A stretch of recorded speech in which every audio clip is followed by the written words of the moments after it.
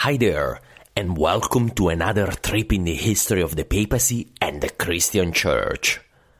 Well, yes, Steve is still alive, and will be back soon. My name is Marco Cappelli, and I'm the host of the podcast Storia d'Italia, the history of Italy in the tongue of my country. So if you want to imparare l'italiano and at the same time learn about the history of il bel paese, well, why don't you visit me at Storia d'Italia? I start with Constantine, so right in the middle of the transformation of the empire into a Christian empire. What I believe was the first step to turn Romans into Italians. You can find the podcast really anywhere. Spero vogliate ascoltarlo. And now, back to Steve.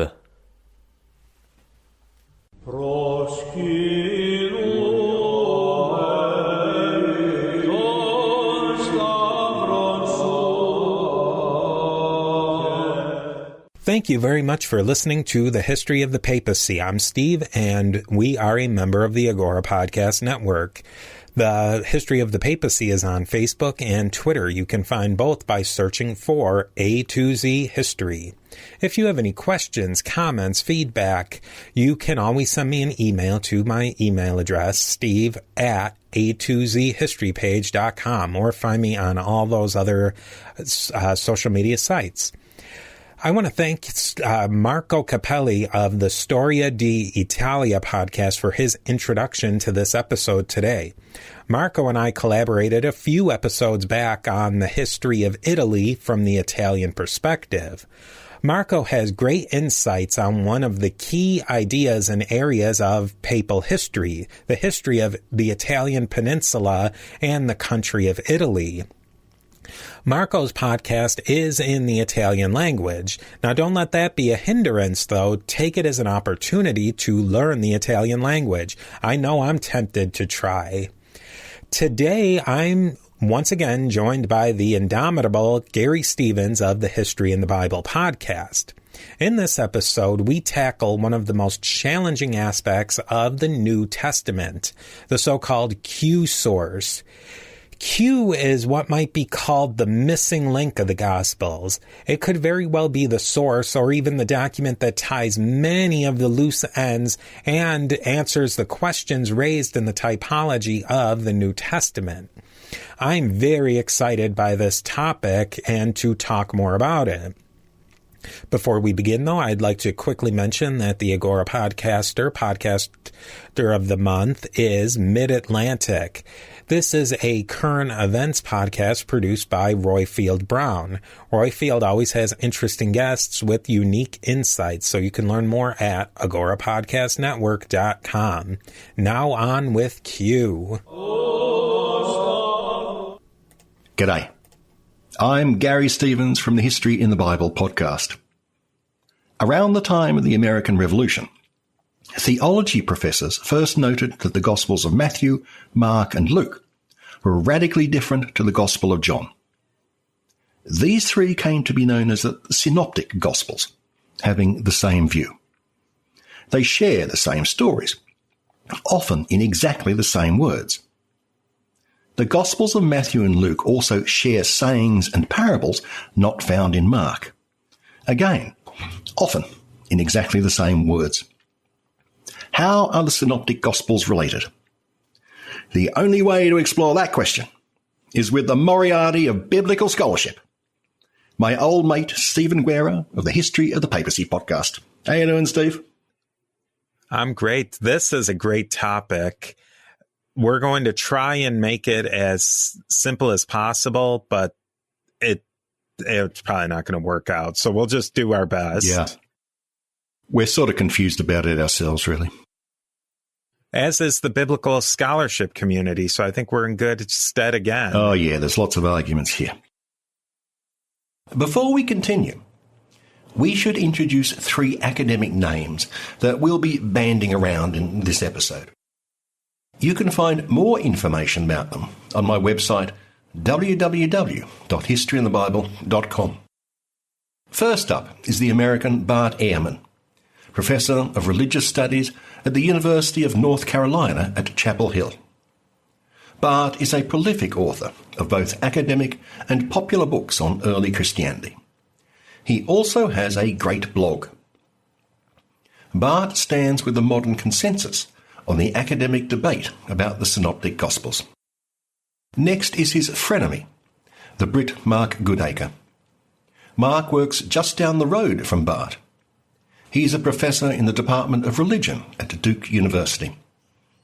Mark hasn't written as much as Bart, but he has put together some amazing web resources for students of the New Testament. Well worth checking out. He also has an irregular podcast. Mark is the renegade in the academic debate. I've relied on both Ehrman's and Goodacre's works extensively for my podcast. Both Ehrman and Goodacre are regarded as leading scholars and popularisers. Our final figure is Alan Garrow. He's the Anglican vicar of St Peter's Harrogate in England. He's also a visiting scholar at the University of Sheffield in the United Kingdom. This makes him a small fish in the academic world. Nonetheless, his work has really got up the nose of more famous scholars. On with the show. But look, let's start at the beginning. In the late Enlightenment, around the time of the American Revolution, a German professor called Griesbach was the first to notice that Matthew, Mark and Luke were closely related. I don't know what took them so long. John is manifestly different from the other three, but no one seems to have pointed out in the prior 1800 years. Now when you think about it, it's bleedingly obvious. From that time on, scholars have noted that these three Gospels, called the Synoptic Gospels, go beyond mere similarity in viewpoint.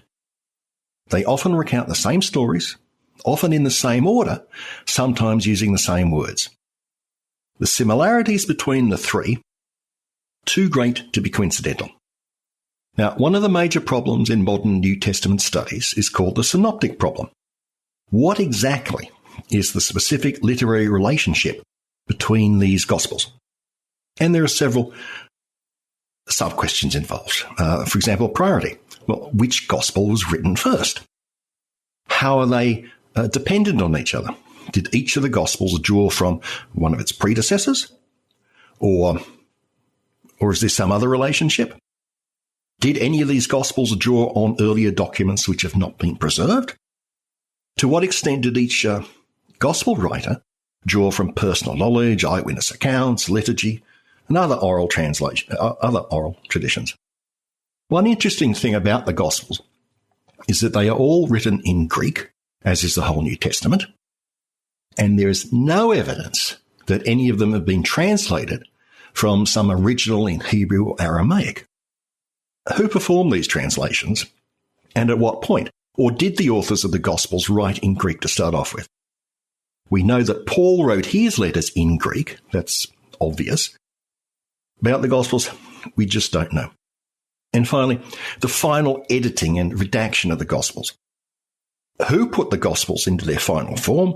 Did they expand them, abridge them, alter them, or rearrange their sources? So there's a whole bunch of questions involved in this. Yeah, there's every single possibility you could ever imagine of how to combine three different documents. There's a theory on it. I'm going to introduce two technical terms here. One is called the triple tradition. The triple tradition is the material shared by Matthew, Mark, and Luke. 3/4 of Mark is part of the triple tradition. That part which is also present in Matthew and Luke. And this material is often shared nearly verbatim. Roughly half of Matthew and half of Luke are also part of the triple tradition. And in fact, there are very few verses unique to Mark. Most notable is the naked runaway, where this young man at Gethsemane runs away wearing nothing but a linen cloth. And then someone catches him, rips off the cloth, and then he continues running naked into the distance. I suppose you can see why Matthew and Luke didn't like that story. It sounds a little bit undignified. But there is very little of Mark which is not in the other two Gospels. Now, moreover, in this triple tradition, all these passages tend to be arranged in much the same order in all three Gospels. So that's the triple tradition. A thing called the double tradition refers to that material which is common to Matthew and Luke, but unknown to Mark. About a quarter of both Matthew and Luke are part of the double tradition. The double tradition is mainly sayings of wisdom, prophecy, the law, community rules, and parables. Unlike the triple tradition material, the double tradition material, that shared by Matthew and Luke alone, is structured differently in the two Gospels. Matthew and Luke insert their common material into different places and in different orders. Matthew has structured his Gospel partly into 5 big discourses. The Sermon on the Mount is the most famous one and the most widely known. And he sticks the material he shares with Luke mainly into those 5 discourses. But what Luke does with exactly the same material is he sort of scatters it throughout his Gospel. Now, I'll give you an example of the material common to Matthew and Luke, the double tradition. Here is, and it's just a random thing, Matthew 6:24. No one is able 2 masters to serve. Either for the one he will hate and the other he will love, or the one he will be devoted to and the other he will despise. Not you are able God to serve and money. Now, I know it sounds a bit funny, but I used, in fact, a quite literal transliteration from the Greek. So this isn't an English translation. It's I'm trying to preserve the original Greek. Now, compare that passage to Luke 16, where he says, no servant is able 2 masters to serve, either for the one he will hate and the other he will love, or one he will be devoted to and the other he will despise. Not you are able God to serve and money. Those 2 passages are completely identical, except Matthew uses the word one, no one, and Luke uses the word servant, no servant. So there you have an example of, it cannot be a coincidence that these 2 passages are virtually identical. Are these they call these pericopes? Pericope. Pericope. Yeah, that makes more sense. And I think you've corrected me on that one before on it. These are very similar. So it's definitely, there's got to be something where both of them are drawing from. It's not like 2, well, we'll get into a theory that 2 individuals could come up with a completely common passage without having any interaction or without going to a common source document, but that's a different story. But there's got to be something going on there that they would use almost the same wording, not just in this one passage, but in many passages. Oh, yes, there's many passages where they're near identical.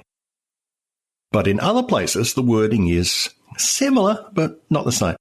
Now, I'll give you an example from Matthew 5, Sermon on the Mount, the famous Beatitudes. Matthew has, blessed are the poor in spirit, for theirs is the kingdom of heaven. Now, Luke has a similar sermon, and it's called the Sermon on the Plain, which I find so funny. Luke says, his equivalent is, blessed are you who are poor, for yours is the kingdom of God. So Matthew says, poor in spirit. Luke just says, no, forget this in spirit stuff. I just mean poor people. Again, Matthew, one of the Beatitudes, blessed are those who hunger and thirst for righteousness, for they will be filled. Luke again transforms that a bit. He says, blessed are you who are hungry now, for you will be filled. And this is sort of characteristic of Luke. He tends to take an attitude towards the poor where he sympathizes quite deeply with them. Matthew, no, he doesn't really, he's not looking for you to go out and become a Leninist or something, or do charity work. So that's an example of the differences. You could almost say that between the 2, that Matthew is the more spiritual and Luke is more literal in those cases, especially with the Beatitudes. That's a good way of putting it, yes. That's a very good way of putting it. And scholars have come up with all sorts of different reasons why each one or the other would have listed the Beatitudes in such a way. Now, Matthew and Luke each have their own unique material, which no other gospel has. In particular, if you take a look at the very opening chapters of both Matthew and Luke, you'll see that their accounts of the nativity and Jesus' infancy are really very, very different. Where these come from, we don't really know. And not that much speculation has been made about it. Before we jump off into that one, that part always made me interested, that Matthew and Luke, I mean, when we, as we record this, at least we're coming off of the Christmas season, and you hear the genealogy of Matthew and Luke, where they kind of just get jumbled up together. But Matthew gives the perspective of Joseph, who's, I mean, technically speaking, not really his dad. And Luke is giving the perspective of the genealogy based off of Mary. Now, if I'm not mistaken, genealogies in Judaism can go both ways. They're both important. Were one of them or the other trying to make a certain marketing play, if you will, by focusing either on the genealogy of Joseph or the genealogy of Mary, which are both basically going back to the same source? That's a good question. I mean, as far back as the first pagan attempts to come to grips with Christianity and to criticize it, pagan authors noted, well, hang on, you're saying that Jesus is the Son of God. So where does Joseph fit into this picture? What is the point of his particular genealogy? So Matthew is sort of criticized for that, although it's generally felt that Jesus is in effect an adopted son of Joseph. Therefore, he's been adopted into the house of David, because Joseph is a descendant of the house of David. About the perspective from Mary, I don't know. Who's that appealing to? Let me say my guess, and then why my guess could be wrong. My guess would be that to a Gentile, especially a Roman, the paternal line was a lot more important. In many cases, in Roman law, your mother's relatives weren't even considered blood relatives. Now, Luke, if I'm not mistaken, in Jewish custom, your Judaism was, you derived that through your mother's line, where I think there are some qualifications with that. But where I'm probably wrong with this isn't Matthew considered the more Jewish of the Gospels, and Luke is considered the more Gentile? Yeah, definitely. Matthew is simultaneously the most Jewish and the most anti-Jewish of the Gospels. Yeah, that's where Matthew gets very confusing, is that it's the most Jewish and anti-Jewish gospel. I mean, Matthew is preoccupied with Jewish concerns, which would be irrelevant to a Gentile. And that gets into the whole other question of, clearly Matthew's a Jewish person in a Jewish context. So what's he trying to get at there? Yeah, I think the current explanation is that when Matthew wrote his gospel, Christianity was very clearly moving away from Judaism. This is after the temple destruction. So these early Christians are competing against the rabbis for new markets of converts. And Christianity is now making a real attempt to distinguish itself from Judaism. So although Matthew is Jewish, he's of the Christian Jewish faction. Yeah, he's really making a very polemical argument against a competing form of Judaism at that point. Yeah, that's it exactly. He's fuming against his competitors. Yeah, I always try to avoid anti-Semitism is so loaded with modern context. It gets conflated. Mark Goodacre made a thing where he said that he had wished that passage that you were talking about had just been taken out of the Gospels. But that almost goes against everything that he says otherwise. You should be understanding these Gospels and these writings for what they were trying to say at their point. I think another scholar who we'll talk about made that point. But like, there's a lot of scholars, a lot of arguments, a lot of polemics with the debate. This is one of the best topics I think we've talked about, but I think it's also the most complicated. Yeah, it is the most complicated, and there's only so far we can go because we get lost in the thickets pretty quickly in this one. Anyway, let's start with the traditional view of the relationships between Matthew, Mark, and Luke. And this one dates back to the time of St. Augustine. And he wrote shortly after Christianity had been made the state religion. His opinion, and this stayed the opinion until the late Enlightenment, was that Matthew was written first, then Mark cobbled together a rather bad abridgment of Matthew, missing out lots of the best bits, and writing in a fairly choppy Greek. And then finally Luke used both Mark and Matthew to make his gospel. And John is off to the side somewhere. There is a kind of a certain simplicity to that model. Yes. I mean, Matthew has always been considered the premier gospel because it's written quite well. I mean, if we only had Matthew, we could ditch Mark, really, and even ditch Luke. Had only Matthew survived, Christianity, I think, would be still look pretty much like it does today. And in fact, given that Mark is short, it's written in... It uses "and" a lot, which gets really annoying, and it uses "immediately" a lot. And immediately Jesus went over to the other side, and immediately, and immediately, and immediately. So it's vaguely annoying to read. I'm not sure how it survived. Is that the big gist and the big thrust with the bad Greek of Mark? Is that was he using bad Greek, or was he a bad writer? Apparently, from what I've read, since I don't actually speak Greek, or Koine Greek, it's actually bad Greek. It's not incompetent Greek, but it's sort of illiterate Greek, as maybe a lower caste person would use it. But also not necessarily somebody who wasn't a native Greek speaker. They just weren't a educated Greek user like somebody else, like maybe, even in the same context of Matthew or a John. It's fairly rough Greek. It's not educated or literary in any way at all. It's sort of brusque and to the point. Although it tends to give the gospel a sort of an urgency and an immediacy to it, which the other gospels don't have. So it's not illiterate. It's just, not great.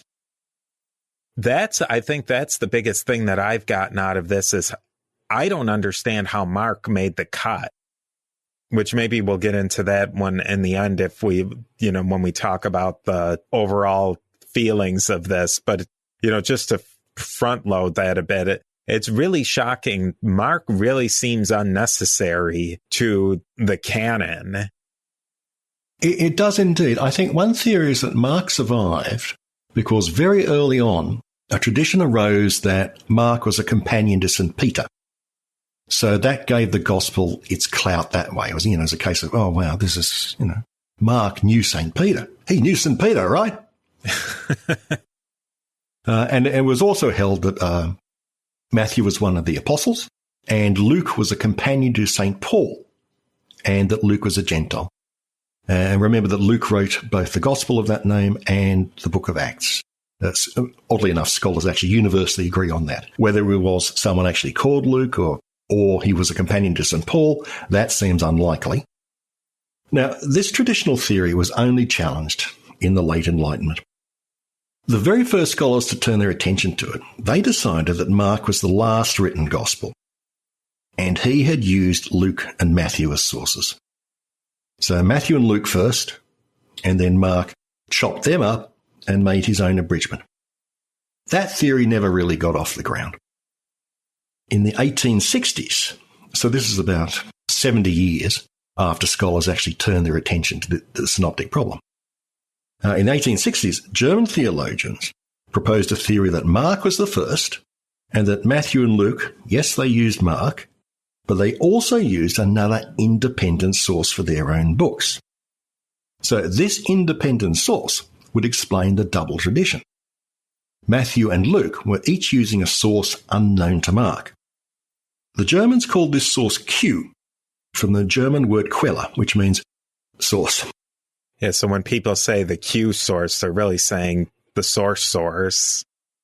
Once Mark is established as being first written, followed by Matthew and Luke, the idea of this other source, Q, it just naturally suggests itself. It just seems, well, yeah, I mean, they've got common material. Maybe they used a common source. The classic statement of the theory was actually made by a British cleric in the 1920s. And this is now called the two-source hypothesis. Mark and Q fed into both Matthew and Luke. I think this is the most reasonable hypothesis myself. It just seems logical. Yeah, they're using another document. But there was a lot of resistance to the idea that Q actually existed, right from the very beginning. For a start, all the material in Q, which is really just by definition that which Matthew and Luke share and is not in Mark, it's mainly sayings. At the time that the idea was first mooted, professors were skeptical about Q. All the Gospels we had were biographies. But this Q thing, seems to consist entirely of sayings. And they just couldn't imagine another sort of Gospel, which had no narrative at all, no stories, nothing about the Passion, nothing about the infancy, nothing. A Gospel of only sayings. But then, in the early 20th century, exactly such a Gospel, the Gospel of Thomas, was unearthed at a rubbish tip in the Egyptian city of Oxyrhynchus. And at that point, people went, okay, maybe there was such a thing. You know, when we've discussed about this, I've read your copious notes, listened to your podcasts, and done my other readings. Q is it makes everything fit together perfectly.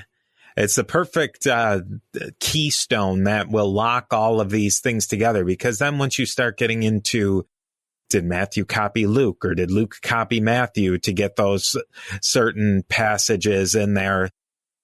There's reasons to say no to both of those, but if there's a Q, then it makes all of that easy. Well, an interesting point is that all the Q bits are in different places in Matthew and Luke. All the bits they take from Mark are in the same places and they follow the same sort of order, but not the order of Q. They would have followed the order of Mark, say Matthew, but why didn't Matthew follow the order of Luke? Right? Yeah, I'm confusing myself, Steve. Seriously. And this is how, just for the people out there, when you search this, or if this becomes a video at any point, it'll be just one video or one image after another of lines connecting L's and M's and Q's and all these different things, and graphs of percentages. That's why this is so confusing. Yeah.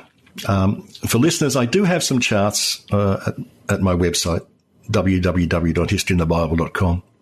So please, you're going to be more confused after this episode than you were before.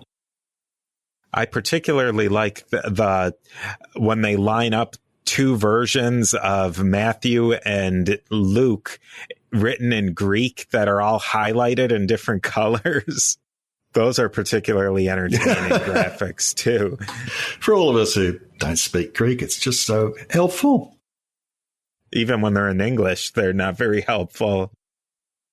Anyway, let's consider the nature of this Q source. For a start, most scholars think that Q must have been a written document, because otherwise it's difficult to explain such long stretches of verbatim agreement between Matthew and Luke. And they also think Q was written in Greek. If the Gospels, if Q had actually been written in, say, Aramaic, then when Matthew and Luke were translated into Greek, you would invariably have some difference in wording. But often the wording is absolutely identical. So they think that Q was floating around as a Greek written document. Dating, just as an example of dating, we're fairly confident that the Gospel of Mark was written around about the year 70 in the middle of the First Jewish War.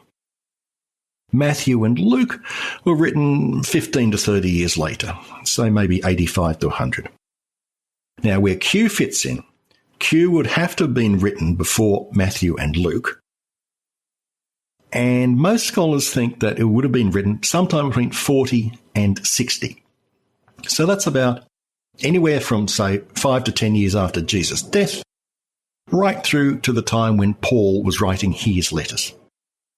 So it really would have been one of the earliest Christian writings, as early as the earliest Pauline letters, early as another document that we will mention at some point, the Didache, very, very early. Yeah, very, very, very early. Now, there are strong arguments against Q.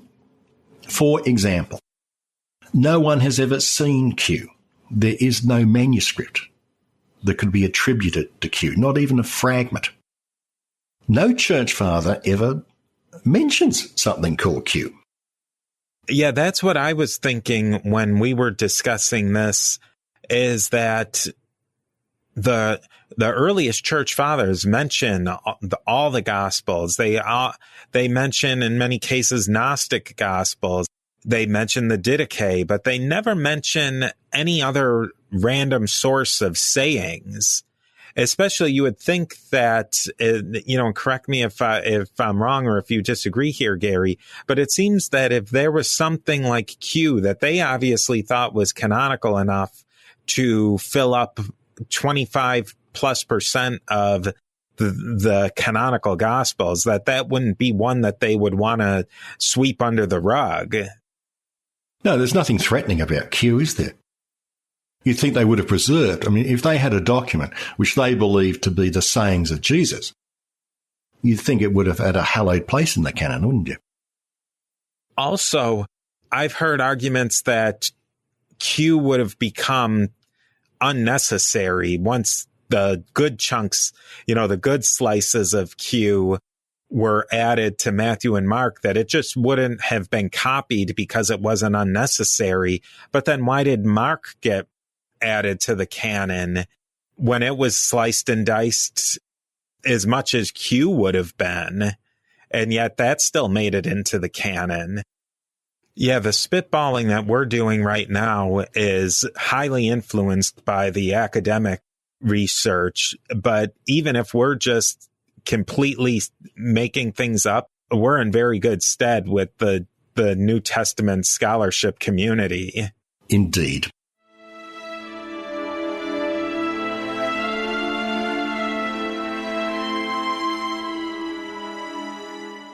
Other arguments against Q are that a fundamental premise of the existence of Q is that Luke and Matthew are independent. They didn't know each other. And it seems that Luke is, he doesn't seem to have read Matthew, but yet there are agreements between Matthew and Luke against Mark in some passages. There are other arguments against Q, or rather, they're not against Q. There's another theory out there called the Farrer theory, which was proposed in the 1950s. This might be a good point to add in that two of the really bedrocks of the mainstream theories with the synoptic problem is that Markan priority, that Mark was the first gospel written and that there is a Q source. Those are the two bedrocks really in any theory that goes that one of the other gospels was written first, Matthew or Lucan priority, or that there is no Q. Those are, at the very least, fringe theories. You're a radical, Mark Goodacre, a renegade, if you're doing your theory either is based on not Mark being the first gospel written and that there is no Q.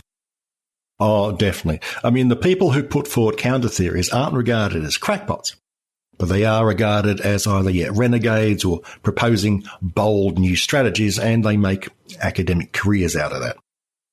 So against the idea of Mark and Q being the bedrock of the Gospels, A guy called Austin Farrer, who was a British academic in the 1950s, said, no, we don't need Q. There's a much simpler way to explain this. It's simply, okay, yes, Mark was used by both Luke and Matthew, but Luke then copied Mark.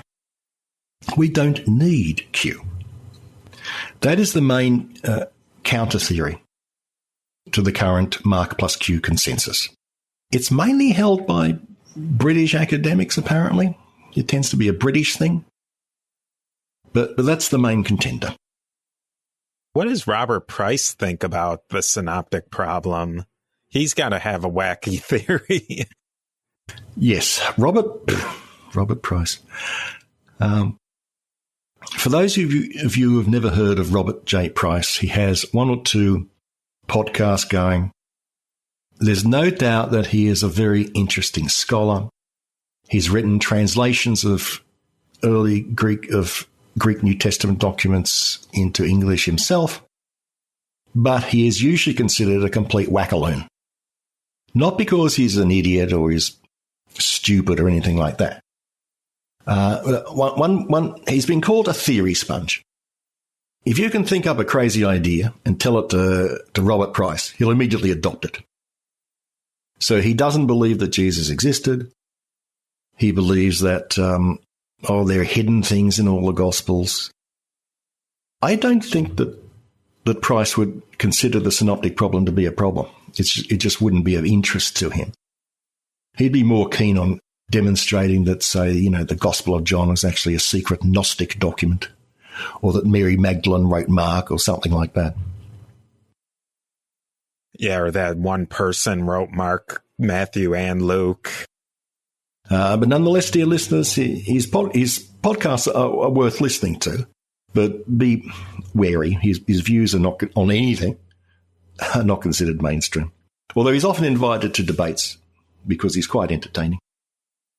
Now, getting back to all these different theories, where Ferrer was speaking about the Q document, he had a whole list of reasons why there's likely not a Q.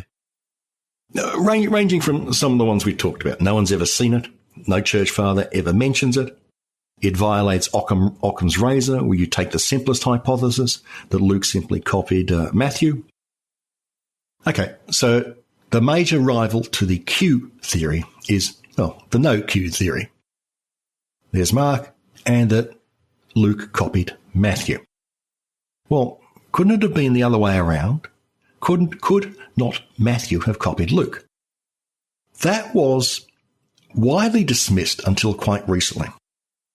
Now, one of the major modern proponents of the no Q theory is a guy called Mark Goodacre, who we've mentioned.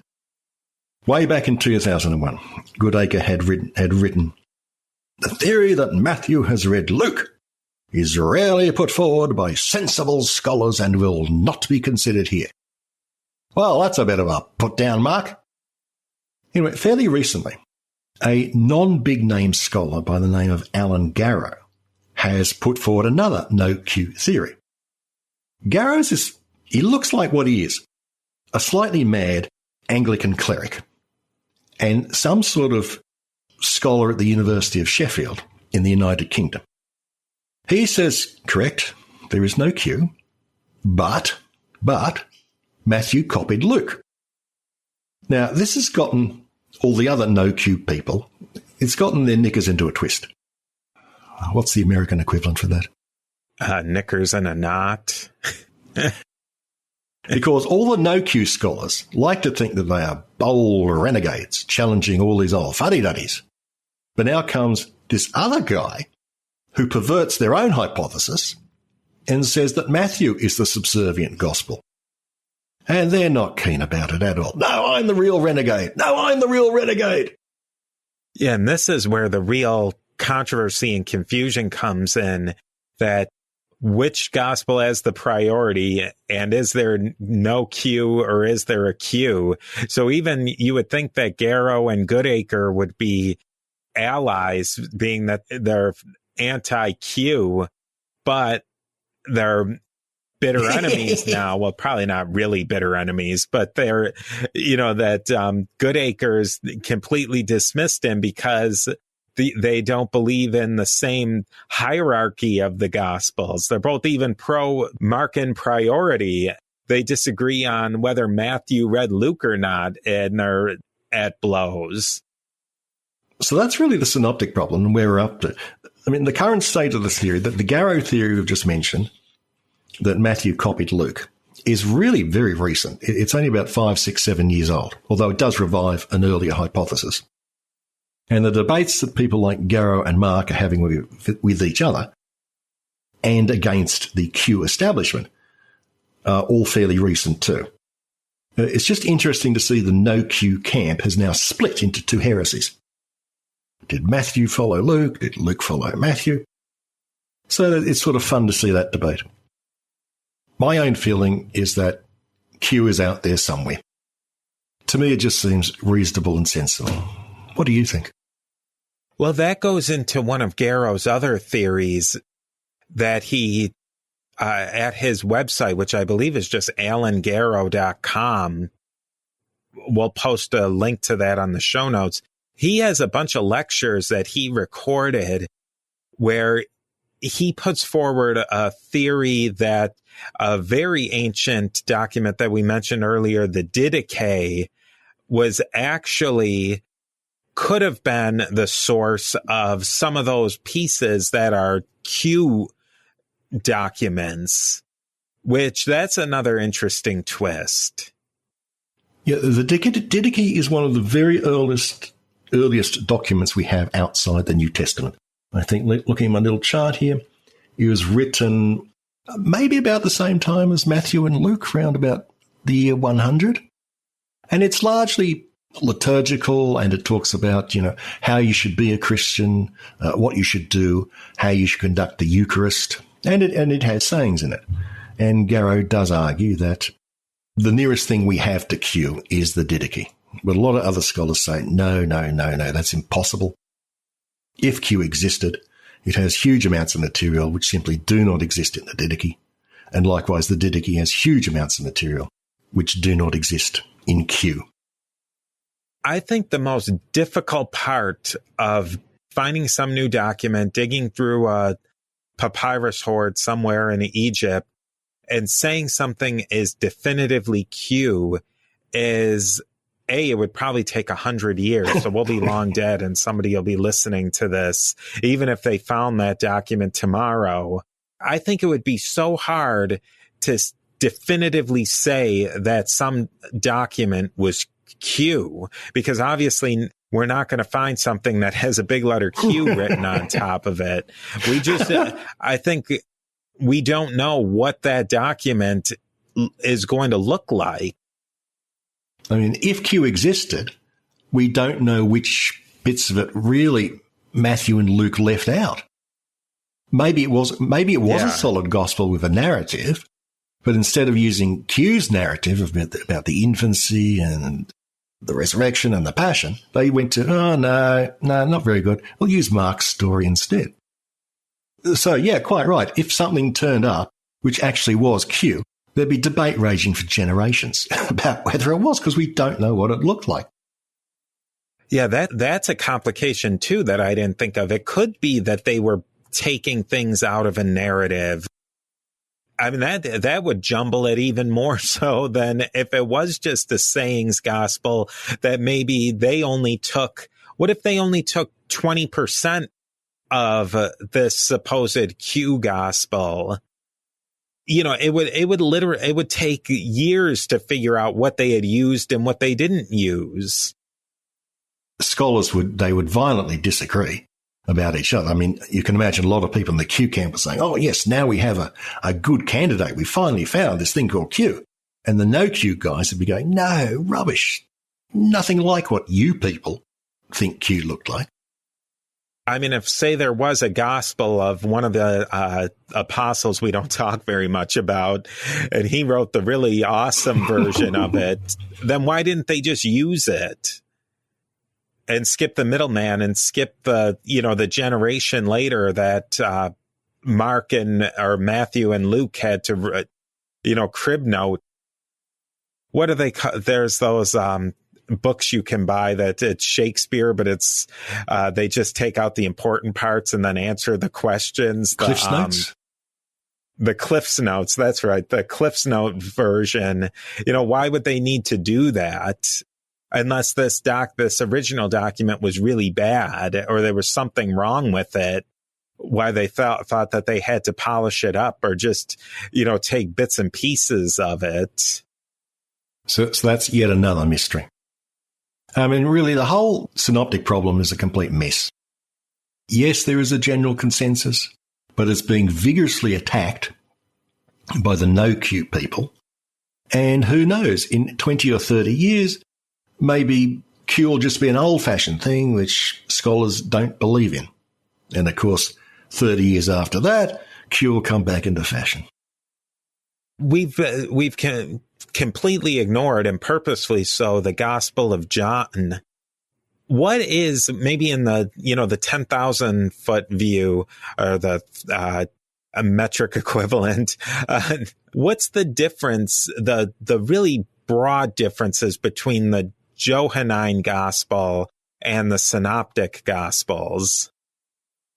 Well, firstly, the Gospel of John actually has theology in it, which you find very little of in the Synoptic Gospels. It's a lot more mystical. I mean, just the opening of the Gospel of John, in the beginning was the Word, starts in a way radically different to the Synoptic Gospels. And John has Jesus saying a lot of things about the Father and my relationship to the Father and the world to come, which is not in the Synoptic. The narrative in John differs substantially from the Gospels. It has different timelines, often radically different timelines. To me, this is the confusing part, that there was even at that earliest time, writers like Tatian, and he was, among others, he was a 2nd century Syrian monk who tried to write a harmonized gospel. You really could harmonize the synoptics into one cohesive narrative, and it really wouldn't be a problem. And that's really, when you boil it down to what a lot of people, our standard Christian narrative, it really is a harmonized version of the synoptics with the Christmas story. You could have a harmonized Matthew, Mark, and Luke, and then have John, and that would be a pretty nice canon. It seems really strange to me why they would have to have those three plus John. In what sense exactly do you mean? It just doesn't seem necessary. I think in the earlier times where Matthew is supposedly geared towards one demographic that they're trying to get, so to speak, and Luke is geared towards the Gentile demographic, and then John comes along and it's the theological gospel that's necessary, and then you add on the book of Acts, that's sort of the sequel to the Gospels. I don't know why you have to have three Gospels that are pretty similar. When you're forming a canon, say in the 300s, I just don't know why you need to necessarily include all three of those when the three synoptics could be harmonized pretty easily. You have those that tell a nice story. You have the theological gospel of John. Then you have the rest of the letters and Acts, which they all make sense. It just doesn't seem to me that from a canonical sense of what you're trying to form a cohesive narrative. You have these three books that most of the time agree, but then disagree in some significant ways in many points. That's a very good point. Well, I do know that Tatian's harmonized gospel, and I think he wrote it in Syriac. Yes. That was actually used as the only gospel by many Syriac communities for many years. So at some point, and we don't know when or who by, some communities decided, no, Tatian's just not good enough. We need the other three. But you've got a good point. I mean, yeah, why not just eliminate the discrepancies and whack it all together? I could see that John doesn't cut it by himself, the Gospel of John. You know, when you read the Gospel of John, it's missing the human element that the synoptic Gospels bring to the party, so to speak. So you need something with John, but to have all three of them when you're forming a canon, you know, you're forming a canon for a specific reason. I mean, they've obviously picked those three because the story makes sense to the proto-Orthodox camp. They don't want the Gospel of Judas in there because, you know, it doesn't jive with Matthew, Mark, and Luke. Well, I think, you know, the church actually recognized this very early on. I think it's Irenaeus who explained why there are precisely 4 Gospels. And it's a really weak reason. He says, oh, well, that's because there are 4 corners of the world and 4 winds. Therefore, there has to be exactly 4 Gospels. Now, who in their right mind would believe that? Yeah, when we talked about Revelation, 4 wasn't any of the magical numbers, so to speak, that came up. Honestly, 3 would have been much more in keeping. Or maybe 7. Yeah, 3 or a 7. So Irenaeus really has no good explanation for why there are precisely 4 and had to come up with this fairly sort of lame reasoning. But obviously by the time of Irenaeus, who's about the 170, 160, that sort of thing, the idea that there were precisely 4 Gospels must have been fairly well established. It's just about 80% or more than 80% of Mark is completely covered in Luke and Matthew. Well, it's actually more than that. Oh, yeah, I can't even read that. It's such a small percent. If you take, there's the triple tradition, Matthew, Mark, and Luke. But each of Matthew and Luke also have chunks of Mark, which the other doesn't use. If you consider the entirety of Matthew and Luke, they include everything in Mark except for 3 stories, 3 little stories. That's, 97% of Mark is in Matthew and Luke. And one of those stories is the story of the naked man who runs away from Jesus at Gethsemane. Yeah, so why, you're including 97% of his story, except for one kind of strange story. It's really strange, and it's if it's not particularly well written, which Irenaeus of Lyon and Papias and all the other big names, they would have known that, and they probably would have scoffed at it too. Surely the only reason it's there is because it was thought to have been written by Mark, Peter's best buddy. That's the only reason I can think of. Oh, and apart from the 4 winds thing, the completely compelling argument about the 4 winds. Another issue that comes up is we talk about that about 25% would have come from, of Matthew and Luke would have come from the Q source, about 40-ish% from Mark. But there's also a certain percentage, whatever's left over, that's special to Luke and special to Matthew. It's often called special Luke and special Matthew.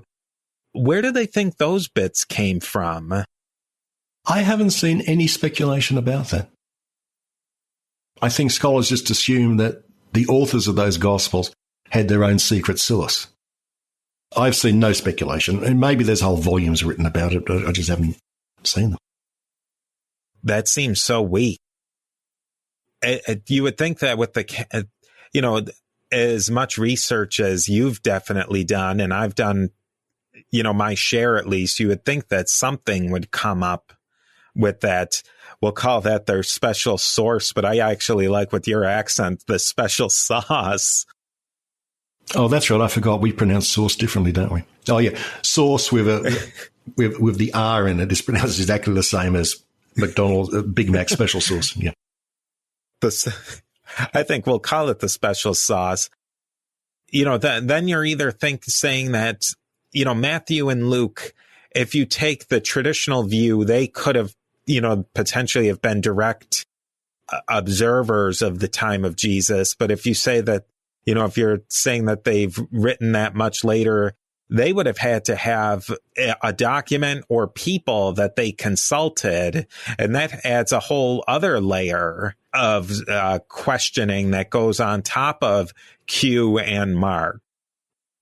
I mean, particularly if you look at something as detailed as the nativity narratives in each of them, those stories are quite different. Where do they get them from?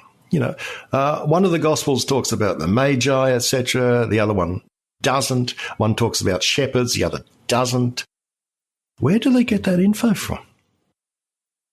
Especially when you think about who is the historical Jesus.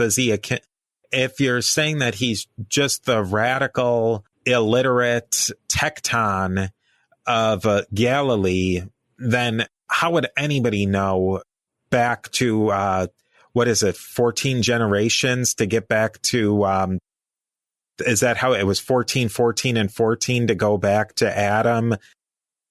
Who would have come up with that for a illiterate nobody from the middle of nowhere? I guess they would, the people who would subscribe to that theory would say that it was completely made up. But so then how did Luke and Matthew, they just completely made something up independent of each other? And the early church, the early church fathers would have just accepted that and not papered over it. That is a good point, though. I mean, that thing about the genealogy, I mean, they're so detailed. So 14 times 3, 42 generations with names. Yeah, did someone just make it up? Did someone go to the local town hall and get the birth records or something? Or, I mean, what? Where does it come from? Yeah, they each hit a couple. I think at the end of the 14, they would hit a sort of a landmark personality. But there's a lot of nobodies in between. I think the first 14 generations ends at Abraham. The second lot of 14 generations ends at David. And the third one ends at Jesus himself. But there are names which are absolutely unknown, scattered throughout them. Yeah, I think that's the thing to take when people, they listen to this episode and they decide to buy a couple of Mark Goodacre's books and a couple Bart Ehrman books and read it, watch a couple hours of documentaries. You're going to sit in your chair after this and your mind's just going to keep spinning over and over again. Where does all this stuff come from? Well, we sure don't know. No. This definitely isn't the first time we've come together to talk and we say we don't know after we've talked for an hour and a half. No, it won't be the last. I use uncertainty as a marker of scholarship. But the people who are most certain actually know the least. I think a big part and the biggest problem of this is that it really is a literary analysis. It's not archaeological. There's no timestamp on anything. There's no somebody wrote out, I'm Mark and I wrote these and I wrote it on this date. It's very similar to the arguments that Shakespeare didn't write half of the folios that he was supposed to have written. There's really no way to prove it. You just have to, it's scholars who devoted their entire careers to delving into these texts. They have to look at the minutia and see how it lines up. But there's no benchmarks to line it up against. So it's always going to be an argument. There's no way, even if there was archaeology, that would just it would illuminate some part of it, but it would probably obscure other parts of what people thought. You can dig in the dirt and the dust and pull up things, but how they may confirm or refute theories is often very murky. I mean, what's a famous example? Wasn't someone found something with John scribbled on it or something? Oh, yeah. Oh, what was that? Well, there's been a couple of those. There was the Gospel of Mary Magdalene, I think, that was it was a credit card sized piece of papyrus. Oh, that's right. Oh, yeah, that's for Jesus' wife. Oh, yeah, that's it. And all sorts of things were extrapolated out of that. there probably is a little bit of a cynical aspect to it, and I'm not criticizing any of these scholars, but if a new piece of evidence comes out, a scholar's naturally going to take that and try and fit into the theory that they've been developing their entire career. You know, it's the rare academic who's going to say, okay, I'm going to completely scrap everything that I've ever thought and written about, and I'm going to formulate a brand new theory based on this new piece of evidence. Maybe, I mean, in a perfect world, that's what they would do. But in practical terms, that's just not what people do.